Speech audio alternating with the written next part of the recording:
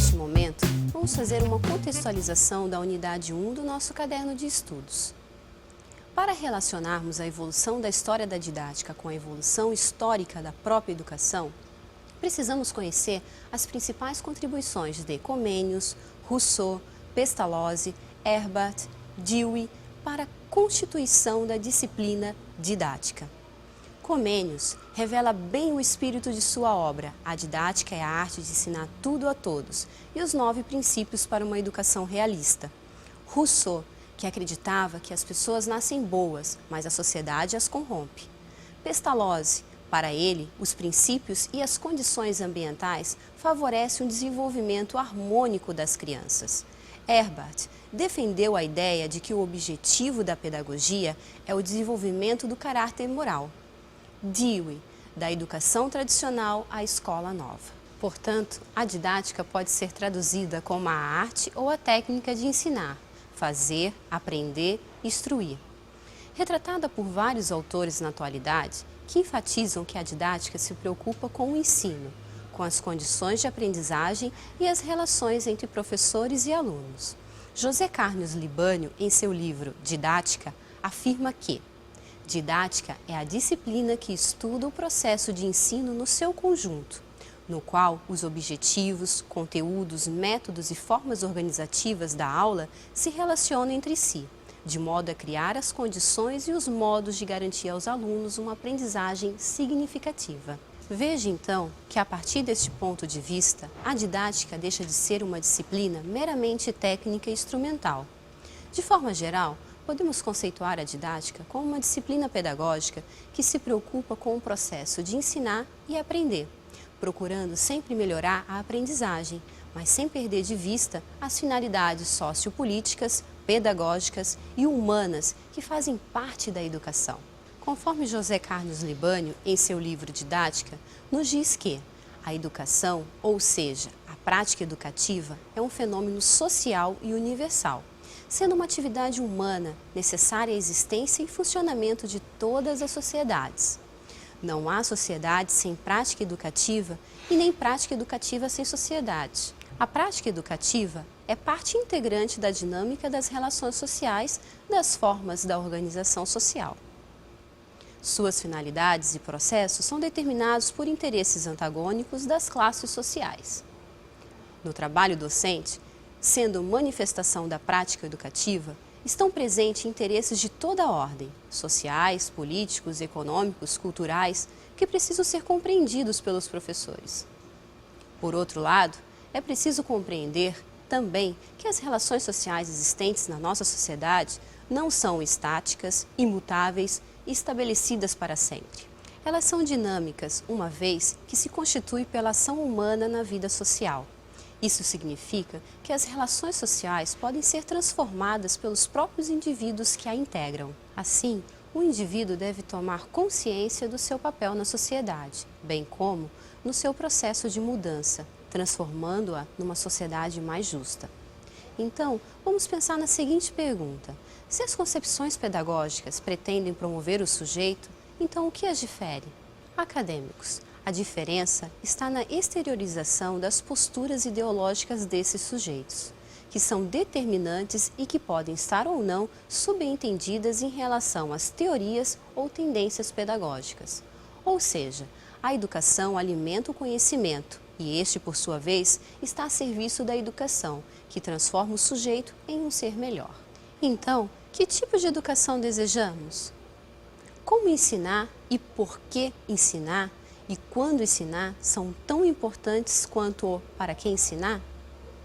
Nesse sentido, observe nas explanações das professoras o que elas entendem sobre a importância da didática nesse processo de ensino-aprendizagem. Nesse momento, vamos falar da história da didática no Brasil. A educação formal teve o seu início por volta de 1549, com a chegada dos jesuítas. Seu método, o Ratio Studiorum, instituído posteriormente pela Igreja em 1599, propunha um ensino que abrangia 3 cursos: humanista, filosófico e teológico. Com esse método, os jesuítas passaram a investir nos filhos dos colonos para formar futuros padres e a elite nacional. Aos índios restava apenas a catequese, o que era um instrumento fundamental para que esses se tornassem mais dóceis. Portanto, índios, pobres, negros e mulheres eram excluídos do processo educacional como um todo, sendo a educação formal um privilégio exclusivo da elite. Em seguida, surge a pedagogia tradicional, leiga, e bem mais tarde a Escola Nova de Dewey.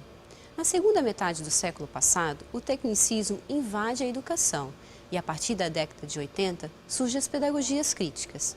Assim, se estudarmos as teorias e as tendências pedagógicas que fundamentaram as práticas educativas brasileiras, podemos, enquanto educadores, optarmos por uma didática que venha ao encontro das nossas reais convicções. Na continuidade, conhecemos as tendências pedagógicas e suas relações com a didática. Que são elas? A tendência liberal.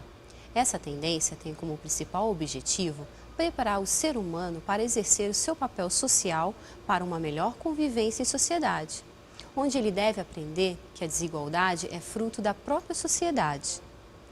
Mesmo que algumas tendências liberais preguem a igualdade de oportunidades, as desigualdades de condições não são consideradas, acreditando na neutralidade da escola. Já a tendência progressista, ao contrário da tendência liberal, entende a educação como um processo social, uma manifestação que tem caráter intelectual e que só a educação e a escola talvez não sejam capazes de neutralizar os seus efeitos negativos, visto que o seu principal objetivo é inserir o indivíduo no processo político e na sua participação nas mudanças significativas para o desenvolvimento social. Portanto, não há neutralidade nem na educação e nem na escola. Nesse sentido, Paulo Freire, um educador brasileiro que já visava uma educação da conscientização, uma educação que é por essência concreta, objetiva, intervindo sobre a realidade, para ele, a educação não é neutra, mas sim um ato político. Estudamos também termos mais práticos, aproximando-se de aspectos técnicos da didática, bem como da dimensão humana e política que os envolvem. Percebemos que não há atividade humana sem objetivos, ou seja, a educação é uma atividade humana intencional, que é movida por esses mesmos objetivos. Assim, vamos refletir sobre a conversa de Alice com o gato na história Alice no País das Maravilhas. Assista um pedacinho dessa conversa. Você é um gato? Mestre gato. Oh, Mimi, and the bolo. Oh, espere, não vá, espere. Muito bem. Terceiro verso. Oh, não. Obrigada, mas eu só queria saber que caminho tomar. Oh, isso depende do lugar aonde quer ir. Oh, realmente não importa, desde que eu... Então, não importa que caminho tomar.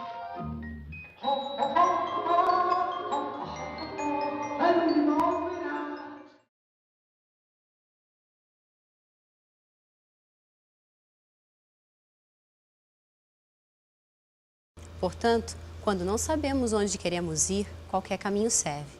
Mas quando sabemos, precisamos optar das várias alternativas existentes, de preferência pelo melhor caminho a seguir.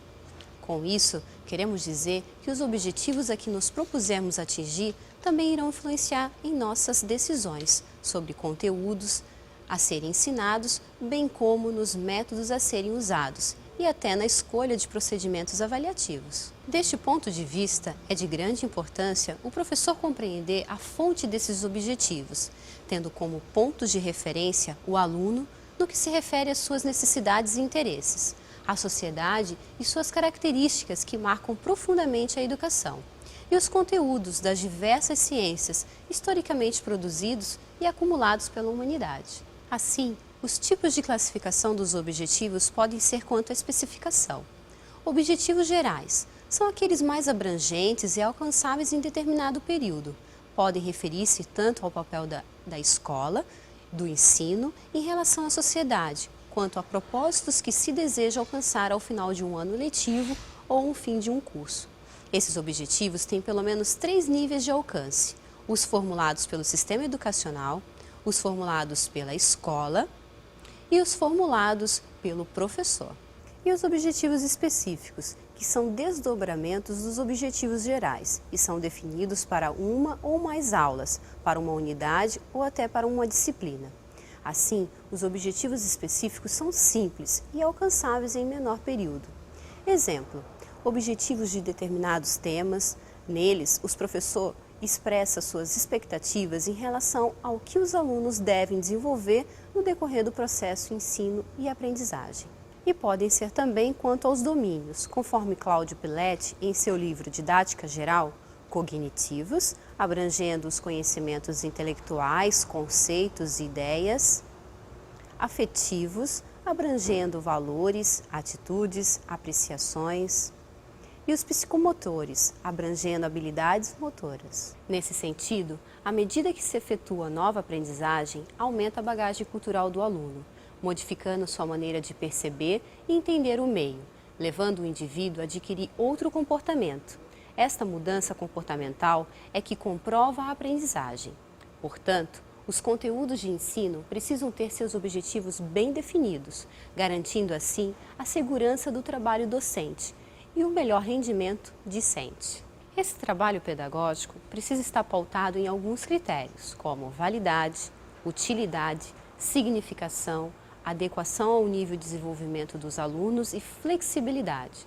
Agora vamos conversar um pouco sobre a prática docente. Toda prática precisa estar relacionada com a organização de um planejamento. O que é um planejamento? Vamos verificar esse conceito na fala das professoras Daniela Bergamini Earn, pedagoga, professora da educação infantil e professora tutora da Uniaselv no curso de pedagogia. E também na fala da pedagoga, professora de informática do ensino fundamental e tutora da Uniaselv no curso de geografia, Débora Babel Cristiano.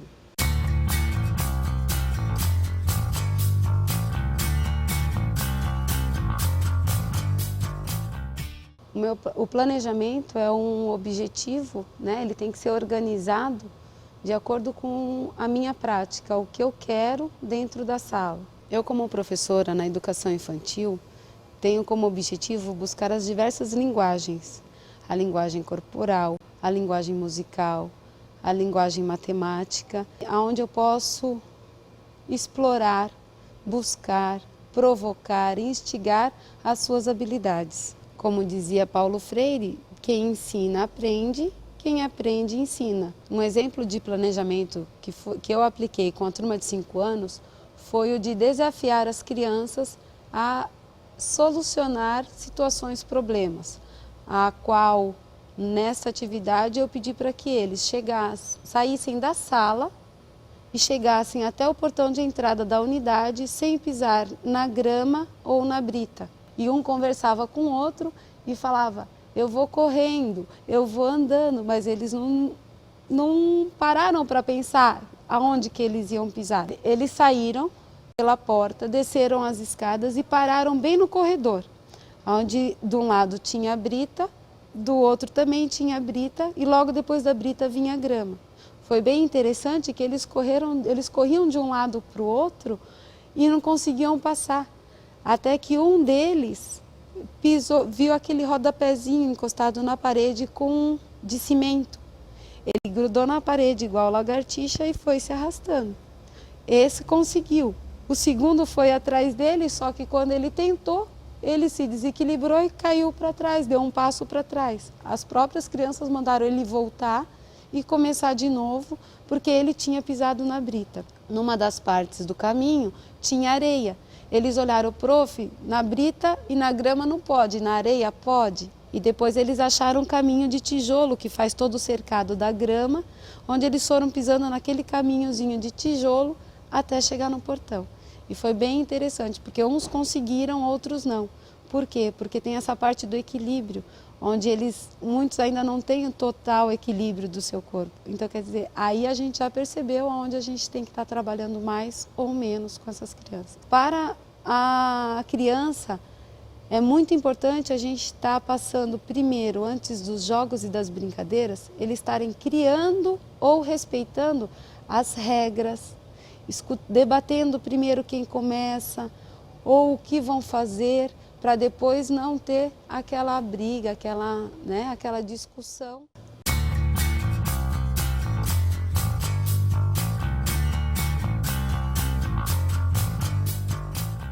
De acordo com a minha experiência como professora em sala de aula, o planejamento é uma proposta de atividades direcionadas às áreas do conhecimento. Como professora, eu sigo duas modalidades. Primeiro, plano de curso, que é o que eu devo seguir durante o ano letivo, por legislação, e por segundo, plano de curso, onde eu tenho autonomia para realizar as atividades com os educandos em sala de aula. Então, sempre os objetivos do meu planejamento são voltados para o aluno, com foco também na faixa de idade. A importância da didática dentro do meu planejamento sempre tem como intenção fazer alguns argumentos, como para quem vou ensinar, a quem vou ensinar, como vou ensinar e por que vou ensinar isso ao meu aluno.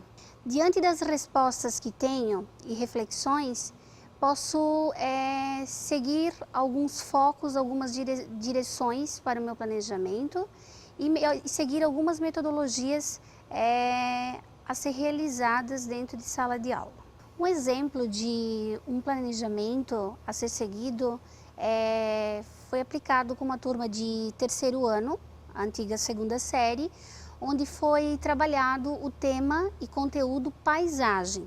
Por que o tema conteúdo paisagem? Porque é um tema que está dentro do currículo, do plano de curso da turma, mas também foi um tema de interesse da turma do terceiro ano, direcionado para a paisagem local onde essa turma está inserida. O objetivo dessa atividade e desse conteúdo é reconhecer e conhecer a paisagem local e a transformação em que houve durante o processo histórico do local na qual esses alunos estão inseridos. E também procurando trabalhar a iniciação cartográfica, que é um dos conteúdos que estão dentro do curso da disciplina de Geografia e também dentro do plano de curso da turma de terceiro ano. Primeiramente foi feita uma análise, uma reflexão, uma leitura de imagem com fotos e imagens do passado daquele local e fotos da atualidades para eles fazerem uma análise do processo do que aconteceu, as mudanças que aconteceram e as transformações que houveram naquele espaço. Pude perceber como educadora e mediadora o interesse que os alunos tiveram em relação ao tema, devido ao fato de estar desenvolvendo atividades voltadas para a sua realidade. Portanto, o planejamento é a previsão das situações específicas do professor com a sua turma, levando em consideração a história desses alunos e a realidade na qual estão inseridos. Para que o planejamento aconteça com segurança, é necessário que se configure o seu sentido através da definição dos objetivos e conteúdos que serão estruturados, permitindo assim uma sequência de atitudes participativa dos educandos. A adaptação do planejamento se dá nos primeiros encontros do professor com os seus alunos. A partir desse encontro, o professor terá condições de elaborar o plano e seus objetivos, que orientarão suas ações pedagógicas. Resumindo, não há prática educativa sem objetivos. Ao estudarmos o planejamento de ensino, vimos que ele se faz em vários níveis. Planejamento de um sistema educacional, planejamento escolar, planejamento curricular e planejamento didático. O planejamento didático é o que nos diz respeito, mais diretamente, subdividido em 3 níveis: plano de ensino, plano de unidade didática e plano de aula. Verifica-se então que o planejamento valoriza de modo efetivo as experiências de aprendizagem e os recursos disponíveis. Vários aspectos caracterizam um planejamento competente, porém é necessário que se mantenha a unicidade dos assuntos e atividades abordadas e principalmente a sua continuidade.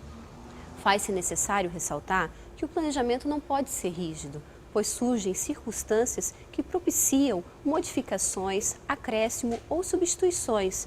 Pelo exposto, percebe-se que o planejamento deve ter uma característica fundamental, a flexibilidade. Bem, agora é o momento de estudarmos a unidade 2 do seu caderno de estudo.